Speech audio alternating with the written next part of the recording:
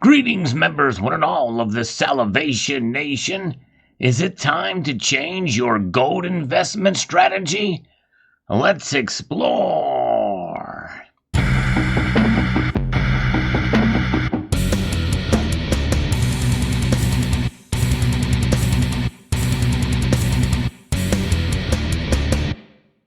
For those of you familiar with this channel, the first thing you'll probably snap back and say is, "You say it's not an investment." That's right. Stacking gold in the physical form should not be considered an investment. It's more of a hedge, a way to preserve your wealth. However, you can invest with gold in various different avenues and ways, and we'll talk about that later in this sponsored video. But we're going to talk about investing in gold as a way to protect your future. And that's what it's about in the end, especially with what we are seeing in this geopolitical environment and inflationary environment. There's a lot of different things that are very uncertain these days, and all of those are weighing in on gold's price. It's going up, folks, and that means it's a little bit more difficult for us to get the 1 ounce gold coin or bar that we're looking for. And the gold eagle here that you see before you is the size that is the most popular. It is the most sought after with the lowest premium. I mean, you can obviously get bigger bars and the like, and you pay a little bit less of a premium. But for that percentage of premium to buy those larger bars, you might as well just get 1 ounce coins. But as the price has climbed up to new record highs recently in nominal dollars, it's become increasingly difficult to buy a 1 ounce size coin. And you've seen other videos on YouTube, and I've covered them in the past, about how to stack smaller size of gold coins. The quarter ounce seems to be the sweet spot, or at least it had in the past. The gold eagle in the half ounce size has one of the lower mintages out there. The 10th ounce size is popular too, but it has the highest premium. Seems the sweet spot is the quarter ounce gold eagle.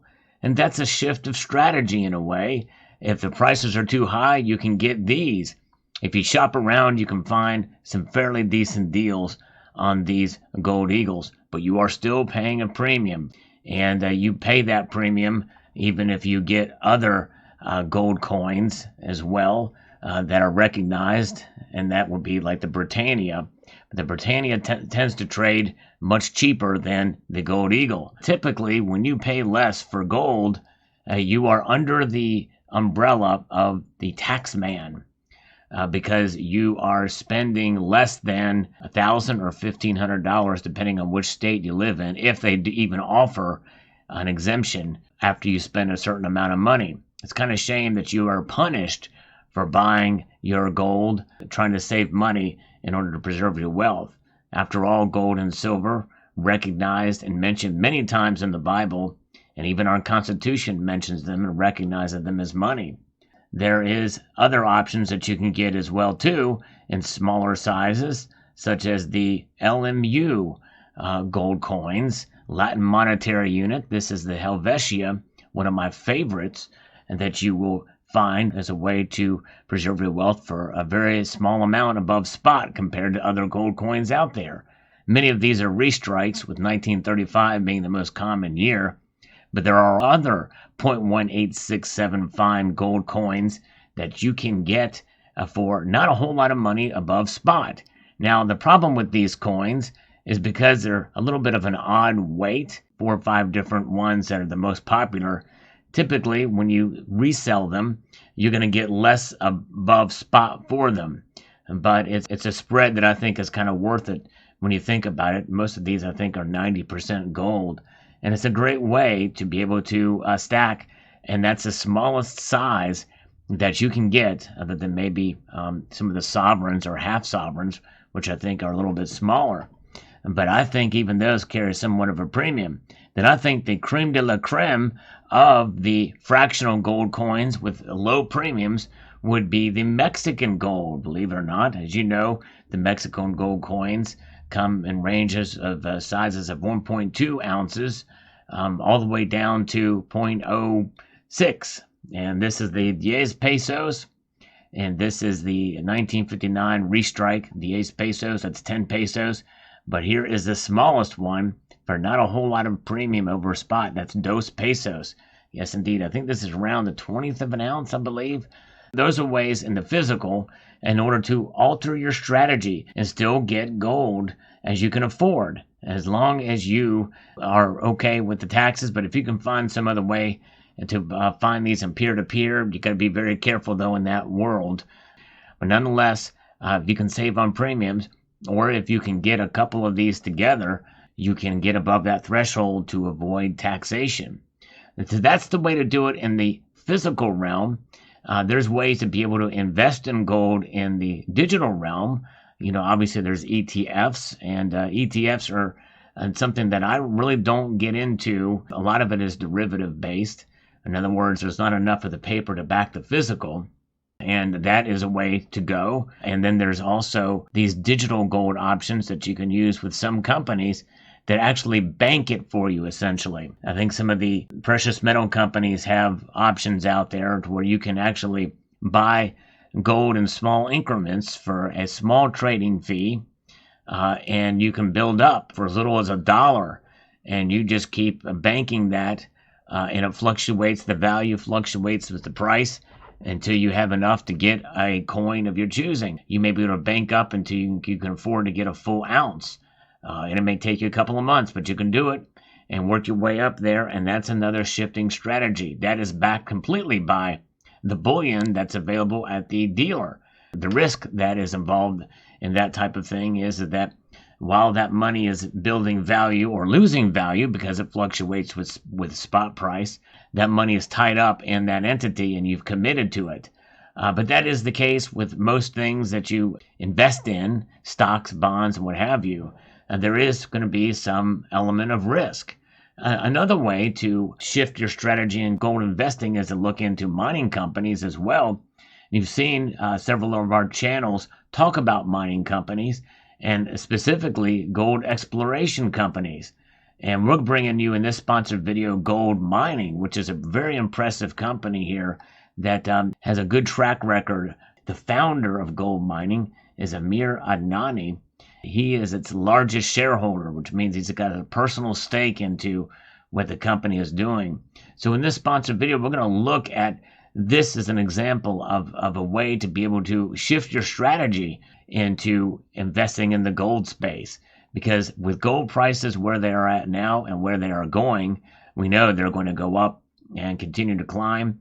And so you want to be able to find companies that are looking to acquire gold, especially as it's been difficult. This is an initiative here that they've got across the whole hemisphere. We're going to get into that here in their presentation. Let's take a look at what their balance sheet is and their strength of this company. It is pretty amazing. They have the largest gold resources in the ground for a gold exploration company. Multi-million ounce gold equivalent resource here with 16.2 million ounces inferred and M&I resource there. So Gold Mining Incorporated is operating as a separate public company through an IPO or similar transaction.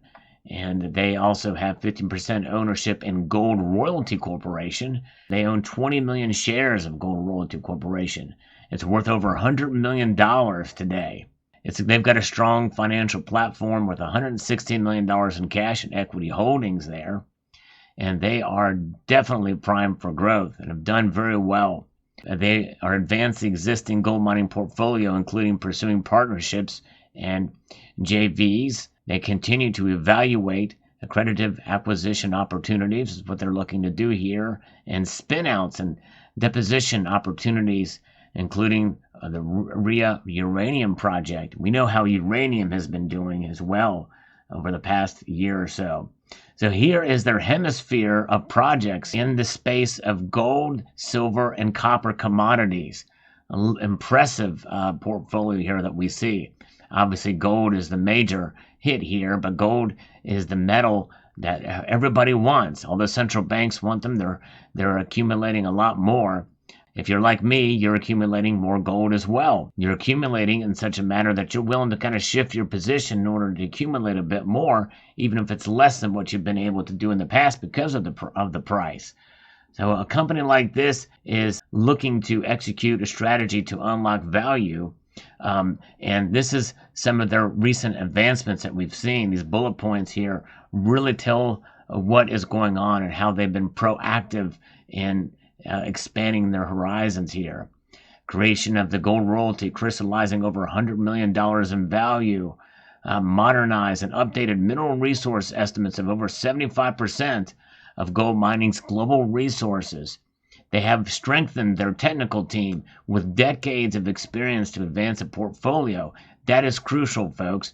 It's who you surround yourself with, and they've got some good people there. They've also launched 3 separate PEAs, that's the preliminary economic assessment reports, that will be completed within the next several months here.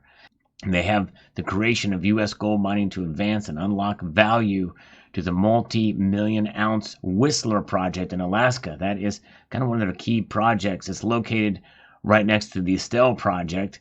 We might get into that in a little bit here, but you can see that global reserves and resources are in decline, and there's a serious reserve crisis. That what is happening here as everything is in a downtrend. Could this mean we might reach another gold peak mining period? Who knows? But nonetheless, it's about unlocking the value for an undervalued portfolio. And that's why when you accumulate these resources, you want to do it at the bottom of the market in a bear market. And that's exactly what gold mining has done. And you can see there, they're creating a value with their acquisitions. And you can see in this presentation more of their health of their company with their market caps and their stock prices and then the gold royalty. You can see the spread of all the royalties across the Americas. Quebec has 64 royalties, for example. Nevada has 77. And so they're spread out. And these great resources, Nevada, is a good, very healthy gold mining district. So there's a lot here to unpack in this presentation. And I'm going to actually post a link to the website where you can check it out below. But here is the Whistler project. And it's located right next to the Estelle project, which is half the size and landmass and half the reported gold resources. Yet the company that owns it has a market cap of $200 million more than Gold Mining Incorporated. Entire market cap, even though Whistler alone is twice as big as Estelle and represents just 25% of gold mining's overall gold resources. Very fascinating with this one project alone. They have others too. Paris State, Brazil is close to a lot of good resources and infrastructure. They have many different sites to check out, dedicated to unlocking this value for the Whistler Gold Project and copper as well too. And it's the largest portfolios of gold and copper resources of any junior explorer or developer. They've strengthened an experienced management and technical team. They have a new 2021 mineral resource estimates on approximately 75% of the gold EQ equivalent ounces in the portfolio. They've crystallized roughly $105 million Canadian in value through creation of the IPO of Gold Royalty Corporation, and they have a cash flow of about $800,000 per year from the Gold Royalty dividends. Their strong balance sheet is enhanced with $20 million facilities from BMO. The Lamina PEA was released already on the 12th of January in 2022, outlining production of over 1 million gold equivalent ounces with a pre-tax NPV of $340 million. So one has already been released. A lot of good stuff happening there. And there is a list of their team. Amir Adnani, who has been in the space. He is the CEO of Uranium Energy Corporation, and they have done very, very well. For companies like this, with a great technical team, it's always good to still check it out and ask questions, things that I haven't covered here.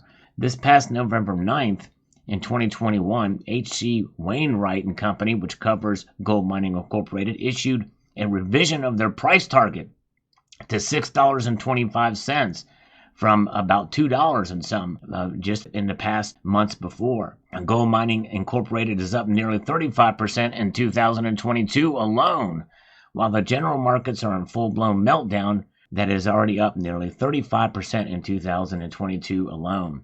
This is a company to watch out for, but with any investment like this, there is risk involved, and it's good to understand that risk and do your own due diligence. So I encourage you to look into Gold Mining Incorporated, check out their project, check out their contact information, ask them questions. So let me know what your thoughts are in the comment section below. Would like to extend a multitude of gratitude to you all for taking the time to watch, and encourage you to please rate, share, comment, and subscribe.